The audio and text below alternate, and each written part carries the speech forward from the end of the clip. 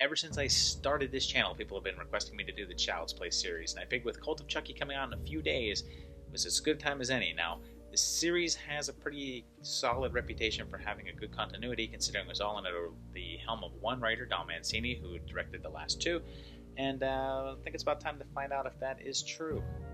Our saga begins in 1988 as notorious strangler Charles Lee Ray is chased by Humperdinck Dandridge into a toy store and killed, but not before passing his evil soul into a toy doll. We first hear the soon-to-be familiar chant of Are Due Dambala, and then we meet Andy and his mother. And this news report tells us that it's the next morning, and she buys the cursed doll for Andy's birthday. Well, it's not too long before Andy's babysitter is mysteriously killed, and Charles's old partner gets blown up, and Chucky finally reveals his true self.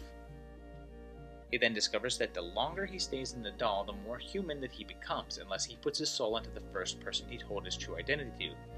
And Chucky says that it is a 6-year-old boy giving Andy an age, and then he kills his voodoo mentor. He tries to take Andy, but is shot, then burned, decapitated, and I want to point out that for some reason, Chucky seems to be giving orders to his own body.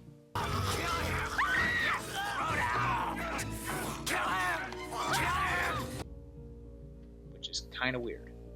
But he's finally shot in the heart, which finally kills him. A short 2 years later, and we see Child's Play 2, which starts off with a reconstruction of Chucky built around the framework of the destroyed version. It seems like the good guy company is hurting because of the backlash from the Barclays encounter, although the mom is put under psychiatric care, and they rebuilt Chucky in order to prove that there was nothing wrong.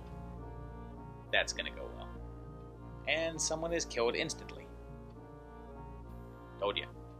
It's definitely sometime later, and Andy has grown and gets put into foster care in this suburban house with Bud the Chud, Alex Price, and his new sister. Chucky shows up and wastes no time trying to take Andy back, giving us a glimpse of Andy's file, which gives his birthday as either January or February 4th, 1983.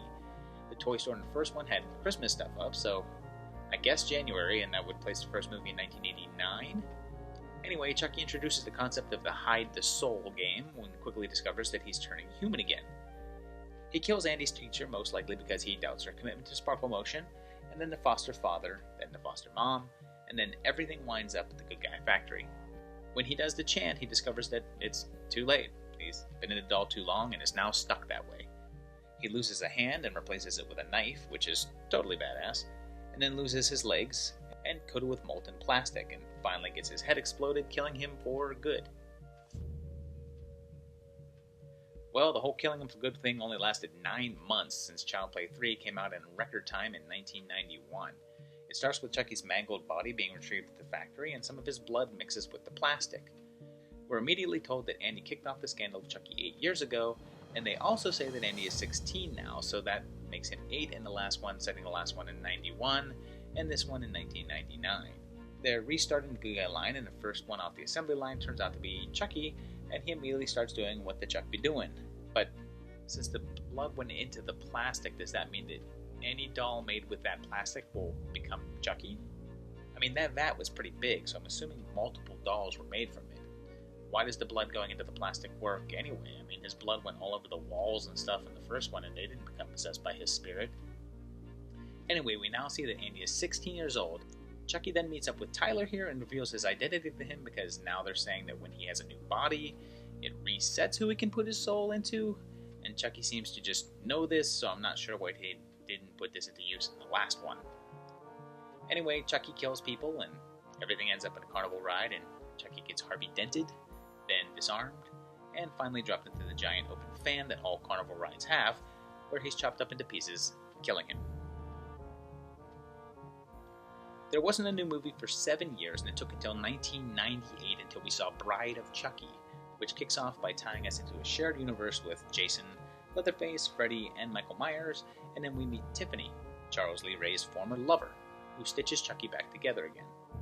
During the credits, we get a flash of a newspaper stating the death of the Lakeshore Strangler on Wednesday, November 9th, 1988, which was the release date of the first film.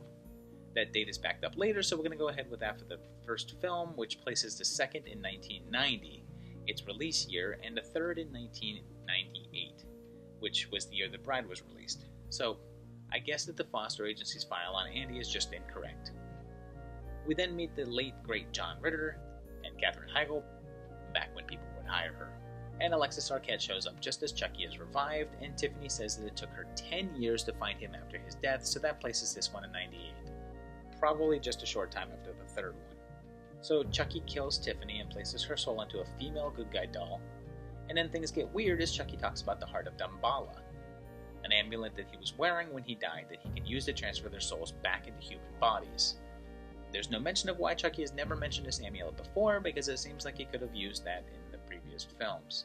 I mean, he spent 3 movies worth of trying to track down Andy to put his soul into him because he had to, which I kind of think he wouldn't have done if he could have just gotten the amulet earlier, right? Anyway, Tiff gets a makeover, they kill John Ritter, and hey, this van has stickers to say 98, so that's confirmed. There's actually a doll sex scene in there, and Tiffany gets crispy fried, and I know we don't need it, but Charles's tombstone reconfirms his death date for us, and he gets the amulet, but Tiffany betrays him, so he kills her, but he's finally shot to death in his own grave. It ends with the cliffhanger of Tiffany giving us birth, leading us into Seed of Chucky, which took 6 years and didn't arrive until 2004. It marks the first in a series directed by the series writer, Don Mancini. It's also the first to be more of a straight-up comedy film than the previous entries. It starts by introducing Glenn, Chucky and Tiffany's child, and this guy says that he found him 6 years ago in a cemetery, placing this one 6 years later, and we're set in 2004. It then goes the meta route, as it turns out that they're making a film version of Chucky and Tiffany's killings, and Jennifer Tilly is actually playing Tiffany. Glenn finds them and uses the amulet to bring them back to life because... Wait a minute. The movie was using the actual dolls as special effects props in the making of the movie? That just seems really impractical. John Waters shows up, Redman shows up, someone who is not Britney Spears shows up, and the trailer really wanted us to know that it wasn't her. But her license plate shows tags of 2005, but I'm assuming that's when they expire, so it doesn't contradict the 04 date. They kill Britney, they kill John Waters, kill Redman, Glenn becomes Glenda, Jennifer Tilly gives birth to twins, and finally, Chucky decides that he no longer wants to be human and wants to remain as a doll, which causes a final fight in a hospital where Chucky kills Tiff, and Glenn chops up Chucky, killing him, and then it jumps to 5 years later. So it's 2009 here, and we find out that Tiffany was actually able to transfer her soul into Jennifer Tilly and split Glenn and Glenda into the twins. Chucky then went away for 9 years until 2014's Curse of Chucky, which served as a return to the straightforward horror of the earlier films. We kick off with meeting wheelchair-bound Nika, played by Brad Dourif's own daughter, and her mother, and they receive a pristine good guy doll in the mail. He introduces himself as Chucky, and later that night, the mother is found dead. The family all show up, and Chucky looks super creepy here, and it's up in the air in the point if this one is even a sequel. Chucky's restored to his former appearance, and there doesn't seem to be any connections to the previous entries, no characters, nothing. Old family films show a familiar face in the background, and when Chucky finally reveals himself, a full 45 minutes in, it's glorious. Nika does some research, and we see a ton of references to the previous films, showing us a newspaper from December '88 about the first movie's events. There's a slight contradiction in this headline about Charles's death, placing it on December 29th instead of November 9th as previously indicated. Chucky starts the killing, and we soon discover that there's the familiar scars underneath makeup, and it's the old Chucky that we've been with the whole time. And there's definitely some full CGI doll shots, and there's no mention of how he got revived after the last film, or how he was even put back together. After more killing, he gets his head chopped off, and there's no blood at all, which is definitely a bit of a switch from the previous entries. And we find out that Charles knew Nika's family, killed her dad, and stabbed her mother while pregnant, which is why Nika is wheelchair-bound in the first place, on the night that he was killed in 1988. He says it took him 25 years to find them again, which places this one in 2013. They face off and she stabs him, but only stuffing comes out, and the police arrive and Nika is arrested for the murders and she's locked away. It ends with the replication of the scene from Bride of Chucky, and Tiffany shows back up, or is it Jennifer Tilly? Or both. She mails Chucky off to Nika's niece, and it appears as if he's transferring his soul into her, but then there's a post-credit scene that takes place 6 months later, and we catch up with Andy Barclay, now 31 years old, receiving a package in the mail. He gets a call from his mom, and he says that it's his birthday tomorrow, so that places us in 2013 still, around November or December, depending on which newspaper we're going with.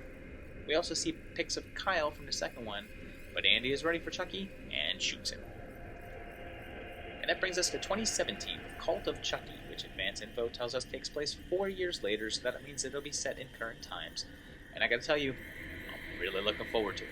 So there you have it, 6 movies, which is about to be 7 in a few days, and continuity's not quite as tight as I thought it would be. There's a lot of date discrepancies. The Heart of Bala thing doesn't make a lot of sense. The soul transfer rules don't make sense. Plus, the whole Chucky blood thing doesn't make a lot of sense. Sometimes he gets his head cut off and his geysers of blood. Other times it's stuffing. Doesn't totally add up to everything. But let it be said, this was actually one of the most enjoyable stretches of films that I've watched in this entire channel. I love every single one of these ones, including Seed of Chucky, which people don't like for some reason, but I love it. It's great. But I guess everyone has different tastes, but I liked all these. So that's about it for this video. Hope you enjoyed it. Please like it. Please subscribe, comment, let me know what you want to see now that Child's Play is out of the way. Hellraiser is coming, I promise. And then after that, tell me what else you want to see. I know this video was a little bit early. It was just a 1 week gap. This is the last one, so there will be a little bit of a longer stretch until the next one, because I do want to stay on my every 2 week schedule. But next week you will get a nice little extra surprise. So until then, thanks for watching, and we'll see you again.